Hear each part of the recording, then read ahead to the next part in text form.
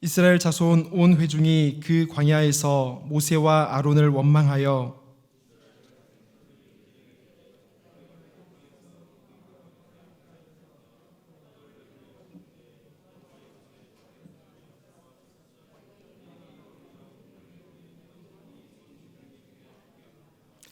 그때 여호와께서 모세에게 이르시되 보라 내가 너희를 위하여 하늘에서 양식을 비같이 내리리니 백성이 나가서 일용할 것을 날마다 거둘 것이라 이같이 하여 그들이 내 율법을 준행하나 아니하나 내가 시험하리라.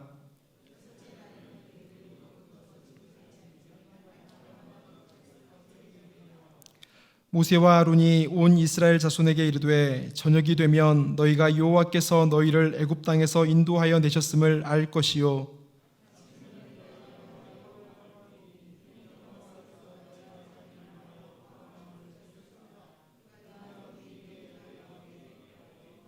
모세가 또 이르되 여호와께서 저녁에는 너희에게 고기를 주어 먹이시고 아침에는 떡으로 배불리시리니 이는 여호와께서 자기를 향하여 너희가 원망하는 그 말을 들으셨음이라. 우리가 누구냐 너희의 원망은 우리를 향하여 함이 아니요 여호와를 향하여 함이로다. 아멘.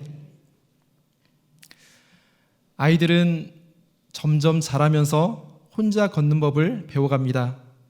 그런데 성도는 자라면서 하나님과 함께 걷는 법, 하나님과 동행하는 법을 배워갑니다.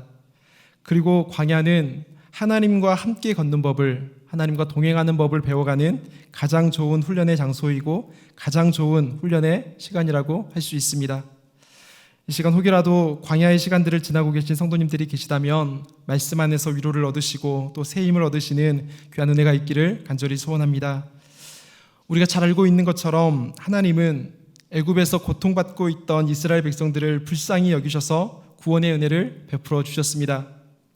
10가지 재앙을 통해서 강팍했던 바로의 마음을 움직여 주셨고 애굽 군대가 뒤쫓아올 때는 홍해를 가르기까지 하셔서 놀라운 구원의 은혜를 이스라엘 백성들 눈앞에 선명하게 보여주셨습니다. 이것을 통해서 우리가 알 수 있는 것이 무엇입니까?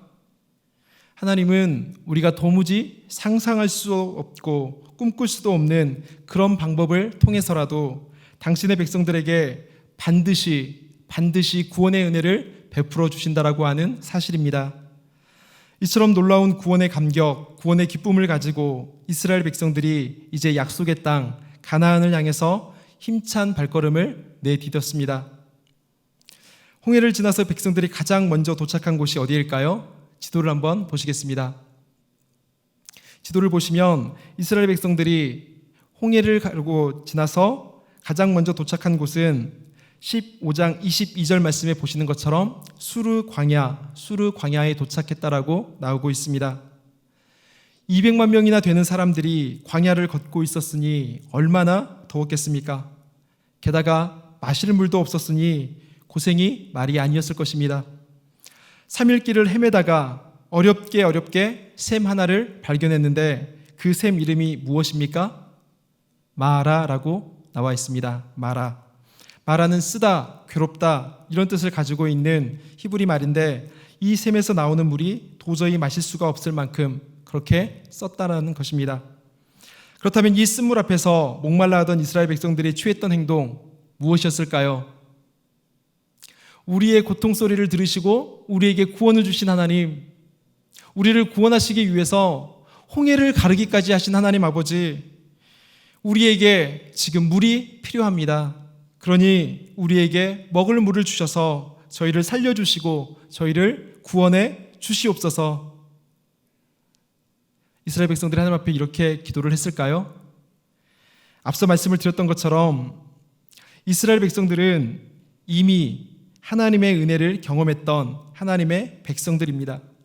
그렇다면 당연히 하나님을 의지하고 하나님께 도움을 구하는 것이 구원의 은혜를 경험한 사람들의 모습이고 하나님을 믿는 자들의 모습일 것입니다. 그런데 15장 24절 말씀해 보시면 이스라엘 백성들이 모세를 원망했다라고 나오고 있습니다. 이스라엘 백성들이 모세를 원망했다는 것은 즉 광야로 인도하신 하나님을 원망했다는 말입니다. 이스라엘은 구원의 은혜가 무엇인지 가장 확실하고도 가장 선명하게 하나님께서 주시는 그 놀라운 은혜를 경험했던 하나님의 백성들인데, 이 크고도 놀라운 은혜를 경험한 지가 얼마나 됐다고 벌써 이것을 다 잊어버리고 하나님 앞에 원망하고 있었던 것입니다. 그래서 모세가 이 원망을 듣고 하나님 앞에 기도합니다. 하나님은 모세의 기도를 들어주셨고 한 나무를 가져다가 그 쓴 물에 던지도록 하셨습니다. 그랬더니 그 쓰디쓴 물이 단물로 변했습니다. 그리고 이 사건 이후에 하나님이 이스라엘 백성들에게 아주 중요한 한 말씀을 해주십니다. 우리 15장 26절 말씀을 보시겠습니다. 이르시되 너희가 너희 하나님 나 여호와의 말을 들어 순종하고 내가 보기에 의를 행하며 내 계명에 귀를 기울이며 내 모든 규례를 지키면 내가 애굽 사람에게 내린 모든 질병 중 하나도 너희에게 내리지 아니하리니 나는 너희를 치료하는 여호와임이라. 아멘. 치료하는 하나님, 즉 여호와 라파라고 하는 놀라운 은혜의 말씀이 이런 배경을 통해서 이스라엘 백성들에게 선포되었던 것입니다. 세상에 우연이 없는 것처럼 이스라엘 백성들이 만난 어려움도 결코 우연이 아니었습니다. 하나님의 뜻이 있었고 하나님의 계획하심이 그곳 가운데 있었던 것입니다. 그렇다면 마라의 쓴물에 담긴 하나님의 뜻, 하나님의 계획이 무엇이었을까요? 이스라엘 백성들이 하나님 말씀에 귀를 기울이고 하나님 말씀에 순종하며 살아가는지, 아니면 하나님의 말씀을 그저 하찮은 것으로 여기고 불순종하는지를 하나님께서 보시겠다는 것입니다. 이스라엘아, 내 백성 이스라엘아, 나는 쓴물을 단물로 고치는 너희의 하나님일 뿐만 아니라 죽은 것과 같은 너희를 고치기도 하고 살리기도 하는 치료의 하나님이요 생사화복의 주관자임을 너희가 반드시 기억해라. 마라의 쓴물을 통해서 하나님은 이스라엘 백성들에게 이 놀라운 진리를 가르쳐주고자 하셨던 것입니다. 결국 이스라엘 백성들 앞에 놓였던 이 고난은 그들이 구원의 하나님을 기억하고 있는지, 또 하나님을 여전히 믿고 있는지 하나님께서 그것을 확인하시고자 하나님께서 친히 허락하셨던 작은 시험이었던 것입니다. 이제 이 마라의 시험이 다 지나가고 나서 이스라엘 백성들은 엘림이라고 하는 곳에 이르게 됩니다. 그런데 이 엘림에 도착했더니 수르 광야 때하고는 정반대의 상황, 전혀 다른 상황이 펼쳐지고 있습니다. 15장 27절 말씀을 보시겠습니다. 거기에는 샘이 12개나 있었고 종려나무가 70그루나 있었습니다. 사막 한가운데에서 그토록 고대하던 오아시스를 만났던 것입니다. 사랑하는 성도 여러분, 우리에게 닥친 고난, 우리 앞에 놓인 시험이 아무리 힘들고 어려워도 하나님의 때가 되면 이 모든 괴로움, 이 모든 힘듦 지나갈 날이 반드시 있습니다. 그리고 엘림에서 풍성한 오아시스를 만났던 것처럼 평안을 주시고 기쁨을 주시는 날이 반드시 우리에게 찾아올 것입니다. 그러니 혹여라도 우리가 지금 거친 광야를 걷고 있다 할지라도 불평하지 말고 신실하신 하나님, 사랑으로 우리의 걸음을 인도하시는 하나님을 굳게 붙들 수 있기를 간절히 소원합니다. 이제 이스라엘 백성들은 엘림의 장막을 치고 거기에 머물렀습니다. 광야에서 헤매고 고생하다가 오아시스에 머물게 되었으니 얼마나 좋았겠습니까? 떠나고 싶었을까요? 그렇지 않았을 것입니다. 그런데 이스라엘 백성들은 엘림에 영원히 머무를 수가 없었습니다. 엘림은 영원한 목적지가 아니기 때문입니다. 엘림이 아무리 좋아 보여도 언젠가는 장막을 걷어서 그곳을 떠나야 할 때가 있다는 것입니다. 왜냐하면 하나님이 예비하신 더 좋은 땅, 하나님께서 친히 예비해 주신 약속의 땅 가나안이 그들 앞에 기다리고 있기 때문입니다. 마찬가지입니다. 우리가 이 세상에서 누리는 것, 그것이 아무리 좋아도 언젠가는 그것을 떠나야 할 날이 반드시 있습니다. 우리에게는 더 나은 본향, 영원한 본향이 기다리고 있기 때문입니다. 그러니 이 세상이 전부인 것처럼 이 세상만 바라보며 살지 말고 영원한 하나님 나라, 천국을 소망하며 살아가는 우리 모두가 될 수 있기를 바랍니다. 이스라엘 백성들은 엘림에 더 머물고 싶었겠지만 때가 되자 하나님은 이제 엘림을 떠나라라고 말씀하셨습니다. 그리고 나서 이스라엘 백성들이 엘림을 떠나서 이르게 된 곳이 어디입니까? 엘림과 시내산 사이에 있는 신광야라는 곳으로 하나님께서 이스라엘 백성들을 인도하셨습니다. 아니, 목마른 광야를 지나서 이제 좀 살만해졌는데, 이제 오아시스를 만나서 그곳에 장막을 치고 좀 살만해졌는데, 또다시 하나님께서 이스라엘 백성들을 광야로 내몰고 계시는 것입니다. 가고 싶었을까요? 당연히 가기 싫었을 것입니다. 하지만 하나님이 약속하신 땅 가나안을 사모했던 사람들은 기쁨으로 하나님의 약속을 바라보며 한 걸음 한 걸음 그들의 발걸음을 내디딜 수가 있었을 것입니다. 구원의 하나님께서 우리와 함께 하시는구나, 능력의 하나님께서 우리와 함께 하시는구나, 이것을 믿었던 사람들만이 두려움도 내려놓고 염려도 내려놓고 하나님을 기대하면서 기쁨으로 주께서 가라 하시는 그곳으로 한 걸음 한 걸음 발걸음을 걸어갔을 것입니다. 그런데 안타깝게도 이스라엘 백성 중에는 이런 믿음을 가진 사람이 없었던 것 같습니다. 16장 2절과 3절 말씀을 한번 보시겠습니다. 이스라엘 자손 온 회중이 그 광야에서 모세와 아론을 원망하여 이스라엘 자손이 그들에게 이르되 우리가 애굽 땅에서 고기 가마 곁에 앉아 있던 때와 떡을 배불리 먹던 때에 여호와의 손에 죽었더라면 좋았을 것을 너희가 이 광야로 우리를 인도해 내어 이 온 회중이 줄여 죽게 하는도다. 우리가 잘 아는 속담 중에 물에 빠진 사람 건져 주었더니 보찜 내놓으라 한다, 이런 속담이 있습니다. 하나님 앞에 살려달라고, 하나님 괴로워서 살 수가 없습니다, 저희 좀 불쌍히 여겨주셔서 구원해 주십시오, 그렇게 하나님 앞에 살려달라고 외칠 때는 언제고, 이제 와서는 그냥 애굽에 내버려 두지 왜 구원해 내셔서 우리를 죽게 만드셨냐라고 하나님을 향하여서 원망을 내뱉고 있는 것입니다. 그것도 아주 어처구니 없는 핑계를 대면서 하나님을 원망하고 있습니다.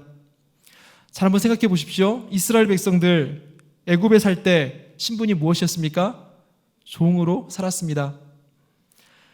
번성해지는 것 때문에 핍박을 받고 번성해지는 것 때문에 고된 노동을 감내하며 지내왔습니다.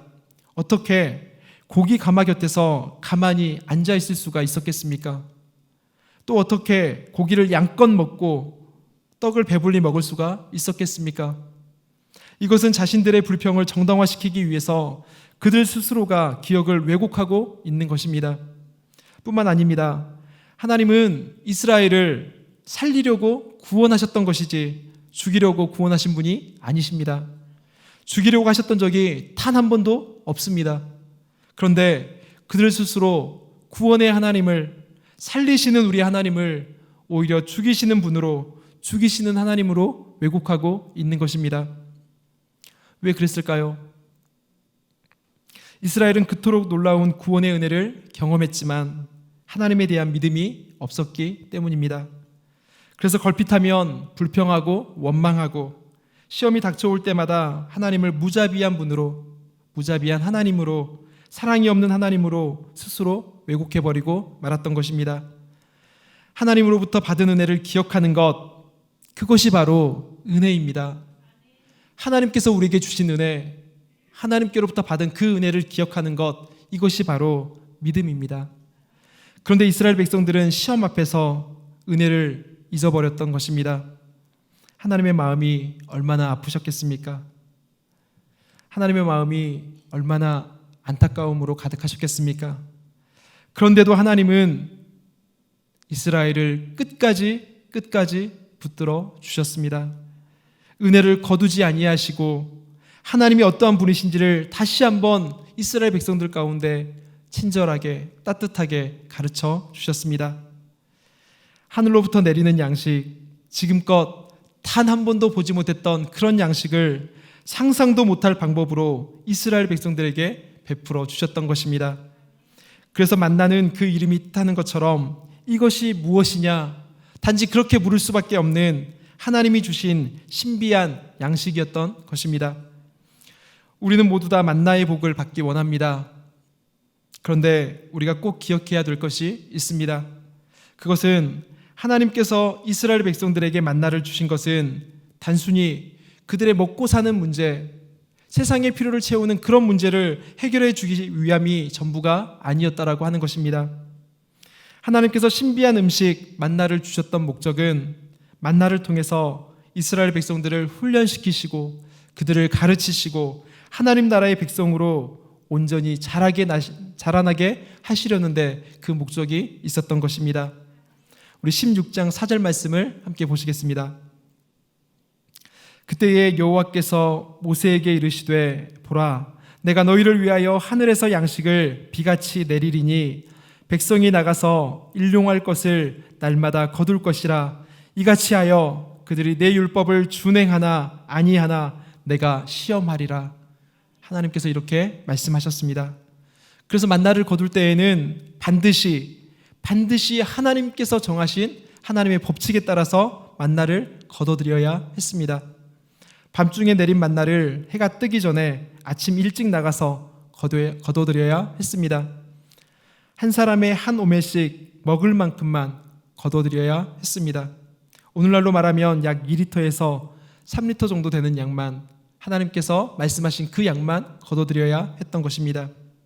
또 그날 거뒀던 것은 그날 먹어야 했고 아침까지 남겨두어서는 안 됩니다.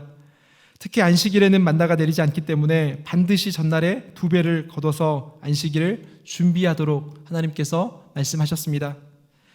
매일같이 만나를 통해서 매일매일 하나님의 말씀을 기억하고 그 말씀에 순종하며 살아가도록 하나님께서 이스라엘 백성들을 그렇게 훈련시켜 가셨던 것입니다. 그런데도 하나님의 말씀을 가볍게 여겼던 사람들이 있었습니다. 욕심을 부리고 게으름을 부리고 불순종했던 사람들이 그들 가운데 있었습니다.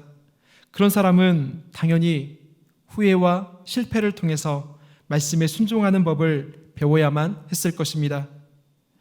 사랑하는 성도 여러분, 우리는 매일매일 하나님이 공급하시는 은혜로 살아가고 있는 사람들입니다. 지금 당장 가진 것이 없어도 쌓아놓은 것이 많지 않아도 일용할 양식으로 먹이시고 입히시는 하나님의 은혜로 살아가고 있는 사람들입니다. 그렇다면 우리가 진정으로 힘써야 할 것이 무엇이겠습니까? 우리가 진정으로 쫓아가야 될 것이 무엇이겠습니까? 우리는 본향을 향해서 나아가는 나그네입니다.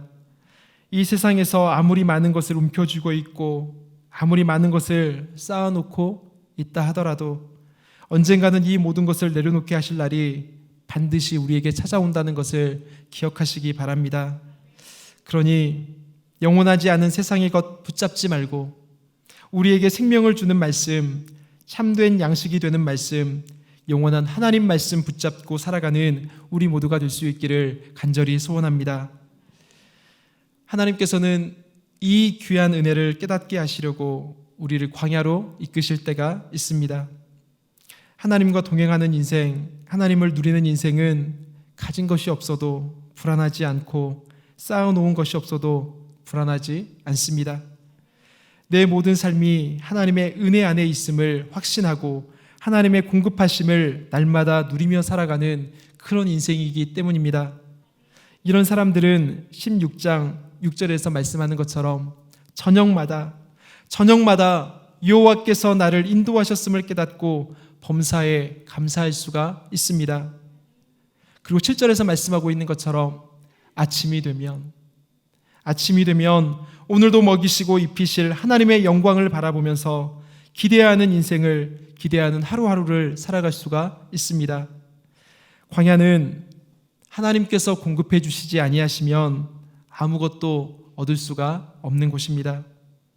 그래서 하나님만 바라보고 하나님만 의지하는 훈련을 시키시려고 하나님은 우리를 때로는 거친 광야의 길로 인도하실 때가 있습니다. 그래서 광야는 잊어버려야 할 아픈 추억이 아니고 평생토록 기억해야 할 은혜의 흔적이요 은혜의 장소인 것입니다. 신명기 8장 3절 말씀해 보시면 우리는 떡으로 사는 사람들이 아니요 여호와의 입에서 나오는 말씀으로 살아가는 사람들이라는 것을 분명하게 말씀하고 있습니다. 그런데 문제는 우리가 거친들이 아니면 깨닫지 못하고 그것을 다 이해할 수가 없기 때문에 부득불 하나님께서 우리의 걸음을 광야로 인도하실 때가 있다는 것입니다. 그때마다 우리가 이 말씀을 꼭 기억하셨으면 좋겠습니다. 호세아 2장 14절 말씀입니다. 호세아 2장 14절 말씀 우리 함께 읽었으면 좋겠습니다. 시작. 보라, 내가 그를 타일러 거친 들로 데리고 가서 말로 위로하고 아골 골짜기로 소망의 문을 삼아 주리라. 아멘. 우리 삶의 때로는 광야의 길이 주어질지라도 거기서 부드럽게 말씀하시는 하나님, 소망 없는 아골 골짜기가 소망이 되게 하시는 우리 하나님을 의지하면 주와 함께 걷는 그곳이 바로 천국이 될 줄로 믿습니다. 혹이라도 광야의 길을 걷고 있다 생각하시는 성도님들이 계시다면 오늘 말씀과 더불어서 한 찬양을 마음속에 깊이 새겨보셨으면 좋겠습니다. 광야를 지날 때라는 찬양인데요, 제가 가사를 한번 불러드리겠습니다. 광야를 지날 때, 시험을 당할 때, 어려운 순간에 인내하라. 주 너를 붙드사 감추인 어두움 드러내 주시리. 인내하라. 주 안에서 인내하라. 기뻐하고 감사하라. 주 내 방패되사 그 선하심으로 늘 함께 하시며 지키시리. 광야를 지날 때, 시험을 당할 때, 어려운 순간에 감사하라. 모든 일 합하여 선을 이루시며 승리케 하시리. 감사하라. 주 안에서 인내하라. 기뻐하고 감사하라. 주 내 방패되사 그 선하심으로 늘 함께 하시며 지키시리. 혹이라도 광야에 머물고 계신 성도님들이 계시다면 인생의 걸음 중에 원치 않는 광야의 걸음을 만나게 할 때가 있으시거든 광야를 벗어나는 것, 가나안 땅에 들어가는 것에만 목적을 두지 마시고 우리의 걸음을 푸른 풀밭으로 인도하시든지 사망의 음침한 골짜기로 인도하시든지 신실한 하나님을 붙잡고 오직 말씀을 의지하여서 믿음으로 승리하는 우리의 삶이 될 수 있기를 간절히 소원합니다. 기도하겠습니다. 은혜로우신 하나님 아버지, 여기까지 우리를 도우시고 신실하게 인도하여 주신 은혜를 감사드립니다. 우리의 인생길을 돌아보면 때로는 이해할 수 없는 광야의 시험도 있고 주저앉고 싶은 어려움도 있었지만 그 시험이 우리를 죽이기 위한 시험이 아니라 우리를 살리기 위한 시험이요 우리를 자라게 하시기 위한 시험이었음을 고백합니다. 그러니 이제는 두려워하지 않고 놀라지도 않고 광야의 길을 내시는 하나님, 전능하신 하나님을 바라보라는 약속 붙잡고 살아가는 인생 되게 하여 주시옵소서. 사랑으로 품으시고 사랑으로 돌보시는 하나님과 동행하는 삶을 살아가게 하여 주시옵소서. 한 주를 사는 동안에 하나님과의 무뎌진 관계가 회복되게 하여 주셔서 광야의 길을 내시는 하나님, 사막의 강을 내시는 하나님을 경험케 하여 주시고 다시금 뜨거운 사랑으로 주님 품에 안겨서 살아가는 복된 은혜의 삶 살아갈 수 있도록 주여 도와주시옵소서. 임마누엘의 은혜로 함께 하실 하나님을 기대하오며 죄인들의 위로가 되시는 구주 예수 그리스도 이름으로 기도드립니다. 아멘.